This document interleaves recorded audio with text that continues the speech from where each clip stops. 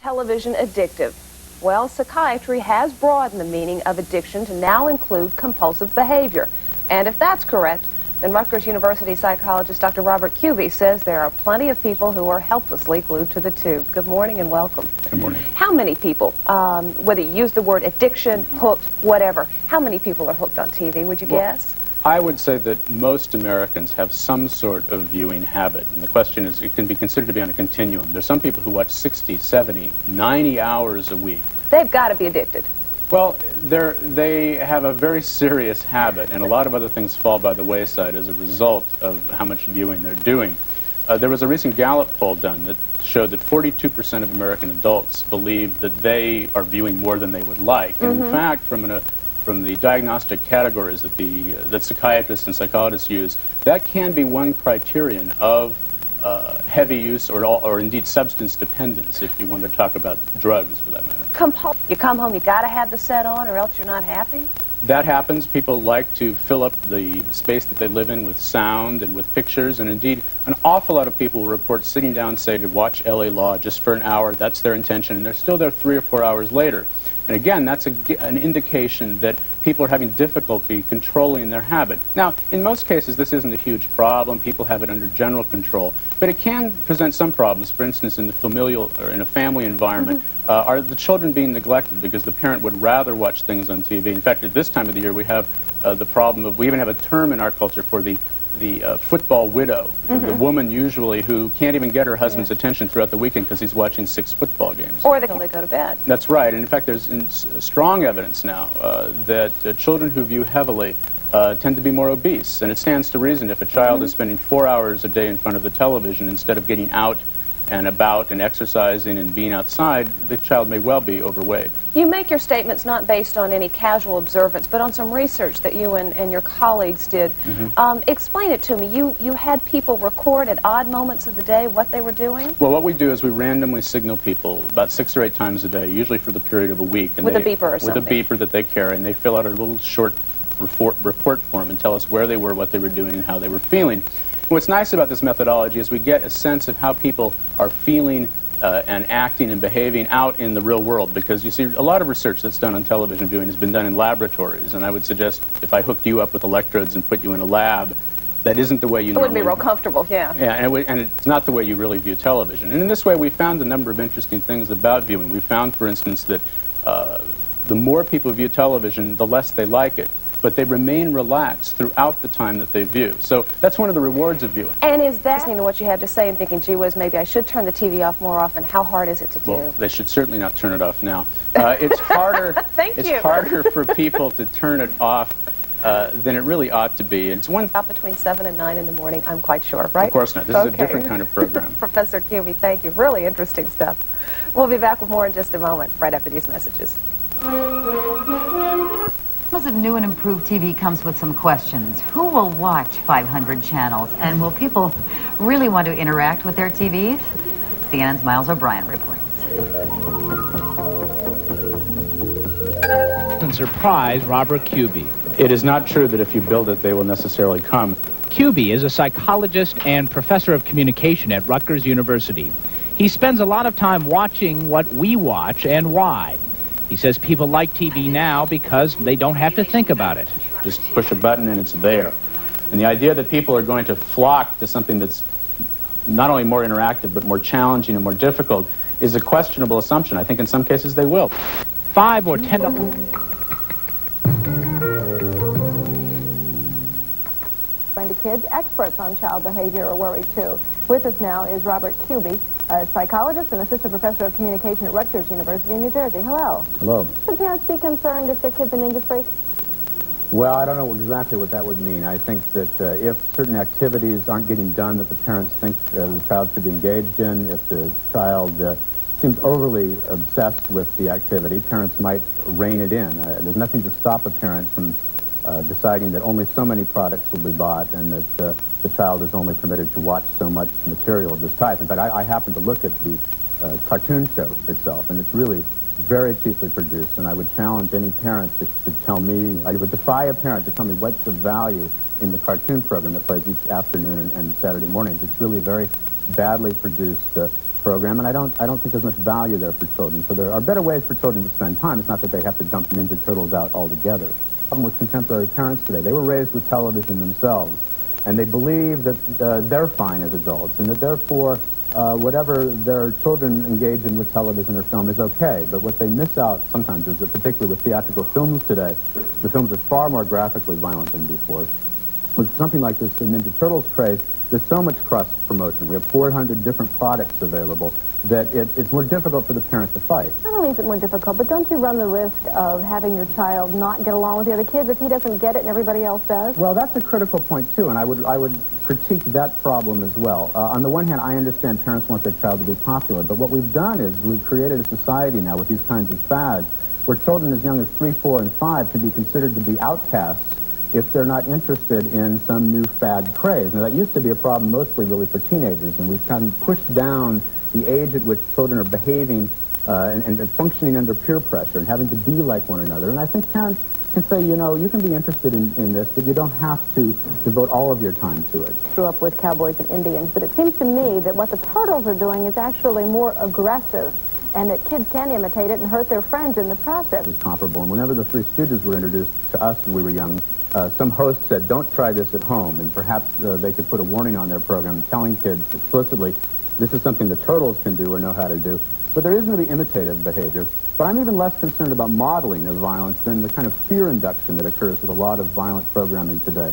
And again, in the cartoon show program, Ninja Turtles, there's a lot of ominous music, a lot of fearful kind of material there that can unsettle a child to some degree. And these programs aren't designed by people who want to entertain children and educate them and do things that would be really in their best interest. They're really trying to hold kids to a set to sell things, in order to sell things, and that's the problem. Comes down to money. Unfortunately. Professor Kubey, thanks a lot for joining us. Thank you. When we come back... Experiencing is a mental state researchers describe as flow. You're in flow when you're concentrating, you're being challenged, and you like what you're doing. Research at Rutgers University has examined how kids respond to various media. When watching television, annoy the girls. There are striking differences between boys and girls between the ages of 10 and 15 that a colleague of mine and I have studied. So if there's nothing happening there, then you wouldn't be able to do that. I'm being told that we really have to wind down, I'm afraid. You can see how fast time goes when the questions are good. I don't know how good the answers have been, and I'll take some responsibility for that. We're going to break now for a little bit, and this is now completing the first part of our program today. This break is, I believe, about 10-15 minutes in length. And we're going to come back to Wally Bowen not before long. And in the remote sites, I understand you'll be warned in some visual way that we're coming back. And here we'll be warning you with a bell or something. And then we'll also be going back to the town meeting with Kate Moody in Las Cruces. So we're taking a break. I want to thank everyone on our panel. I want to thank this audience. I want to thank Albuquerque Academy, which has been an extraordinarily terrific host for the last 3 or 4 days. I don't think any of us really want to leave. The U.S. Department of Energy, the University of New Mexico's National Environmental Technological Network, and I think in the business they call that a RAP.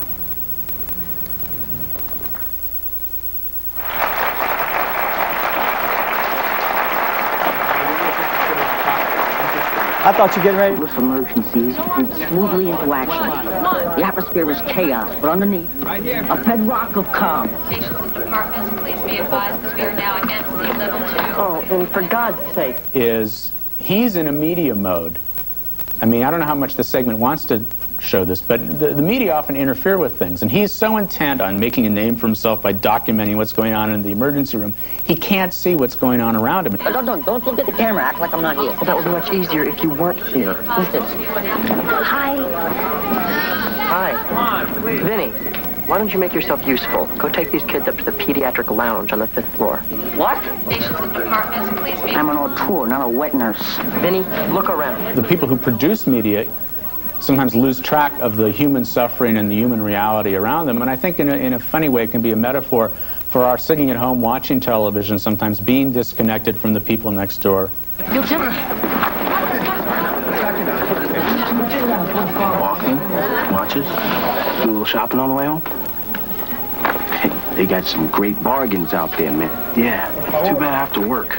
This segment is it's a good segment in the sense that I think it deals with some of the complexity of things that people were feeling during the riot. hell do you think you're doing? You're robbing your own people. They aren't my people. They're Korean stores. It's your community. Yeah, well, if it's my community, how come we don't own any stores? How come we don't own any businesses?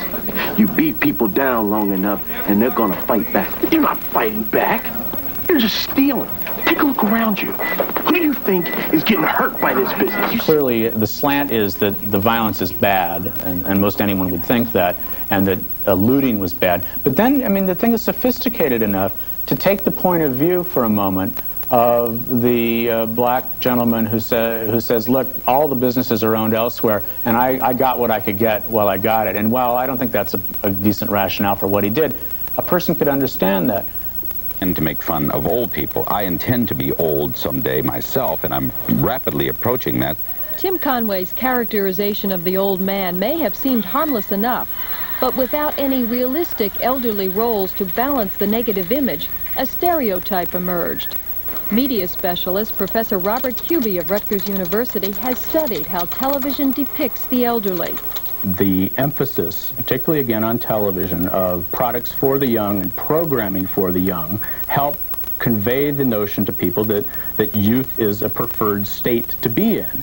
And I don't think there's any question but that we live in a society and have lived for some time in a society that glorifies and valorizes being young. So you have a society that's always looking at new things and thinking that that's the way to go. And I think also it may be harder for older people to be respected because it's, you know, if they don't know how to use a VCR or a personal computer or a Walkman or whatever, they're more readily deemed unknowledgeable. And I think there is a sense among young people in particular that older people don't have much to offer them in terms of advice. When young people fail to see that older people have a lot of experience about living. Well, something like the Golden Girls is like amusing because you see these old people who are so active and just doing everything. But I don't see anything that really portrays old people accurately. This new image of the elderly generated by television concerns Professor Kubey. He singles out this sports car commercial, which implies that this little old lady in a rocking chair goes for a joyride. The underlying message? Grandma, she'd never drive a car like that. She never rides a motorcycle. She never has sex. And so what happens is that the stereotype, which is already in people's minds, is perpetuated with an image that on the surface looks to be more positive, but in fact, in my view, it just perpetuates the stereotype. And I call it a reversed stereotype. At 96. No, it's not good. Get in your home because it's coming this way. Am I going to get bombed? He doesn't, he's really afraid. Wartime can be scary times for children. Children, especially vulnerable to fear, have been getting some reassurance from a familiar television friend. The least and best we adults can do is to let our children know that we'll take good care of them. Just one more thing, please. If anybody's scared, I'd like you to know that you'll always have somebody to love you, no matter where you are.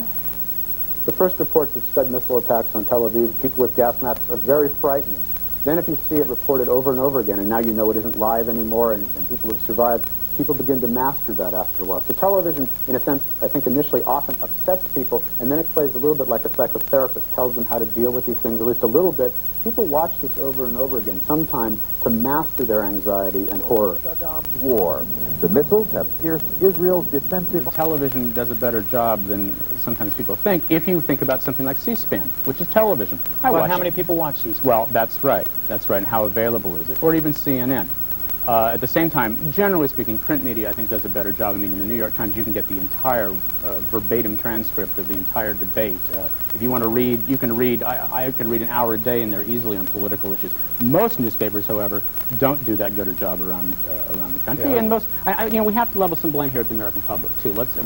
Politicians can't be trusted entirely. The media has its self-interest and its problem. It's a flawed world, I'm sorry to tell you this. And the American public is not taking the kind of responsibility it ought to take in trying to find out more about these candidates. Most people don't read a national news magazine every week.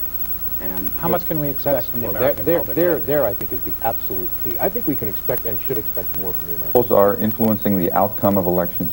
I don't think there's any question that they can, and I think this is an election where it's more likely than any in our past that it may well. Let me give you some examples. First of all, there have been 7 to 8 times more national polls in this election than 4 years ago. Newsweek showed a poll this week that shows that 54% of the American public agree with some of the people we just saw on that tape.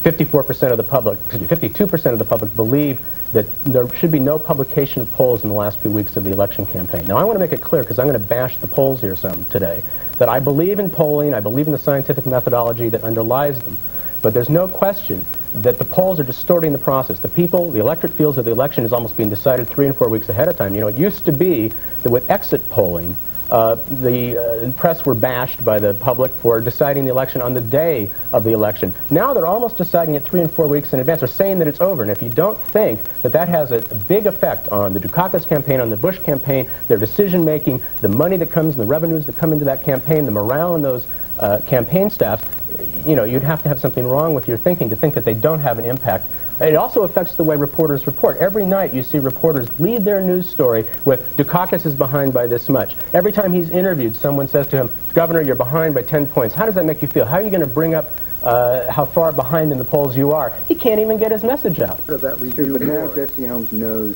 whom to call. Yeah, but let me show you how centralization can work in the commercial environment.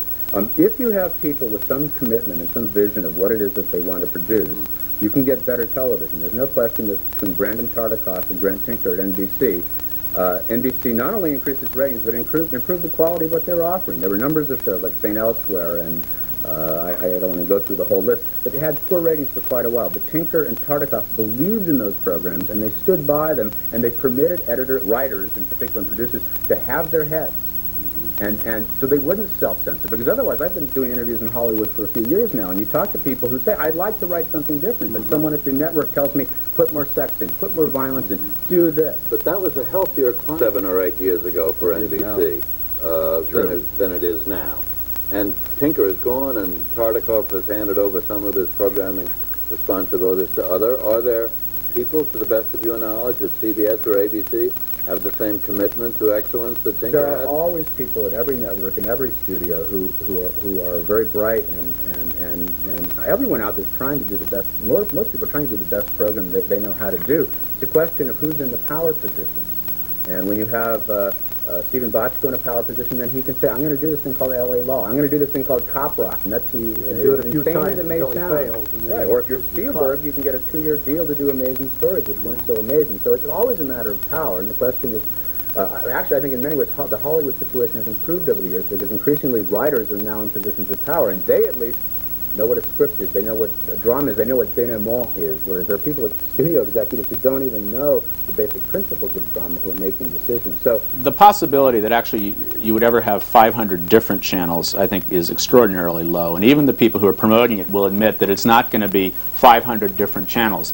At best, if they do that, and I don't even think they'll do this, you might have 30 channels devoted specifically to Terminator 2, starting every 10 minutes, staggered every 10 minutes for a number of hours, right? And then on another channel you get Schindler's List, right, every 10 minutes starting off.